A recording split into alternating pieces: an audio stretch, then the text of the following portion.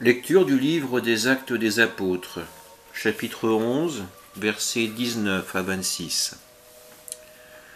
En ces jours-là, les frères, dispersés par la tourmente qui se produisit lors de l'affaire d'Étienne, allèrent jusqu'en Phénicie, puis à Chypre et à Antioche, sans annoncer la parole à personne d'autre qu'aux Juifs.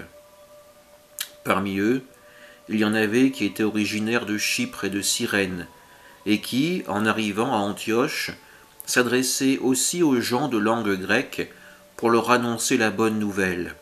Jésus est le Seigneur. La main du Seigneur était avec eux. Un grand nombre de gens devinrent croyants et se tournèrent vers le Seigneur.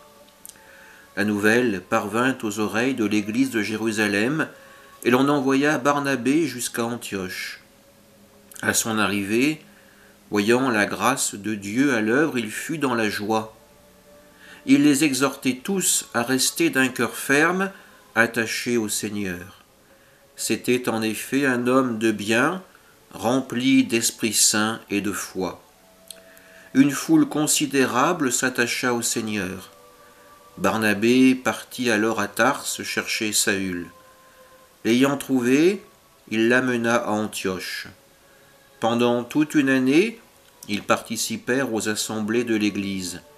Ils instruisirent une foule considérable. Et c'est à Antioche que, pour la première fois, les disciples reçurent le nom de chrétiens. Parole du Seigneur. La mort d'Étienne n'a pas sonné le glas de l'Église naissante. Au contraire, ceux qui avaient vu ce martyr sont partis à leur tour en mission et ont courageusement annoncé la parole de Dieu. Dans ce passage du livre des Actes des Apôtres, nous voyons que les difficultés ne doivent pas nous arrêter dans notre mission. Oui, parfois annoncer la parole de Dieu est compliqué.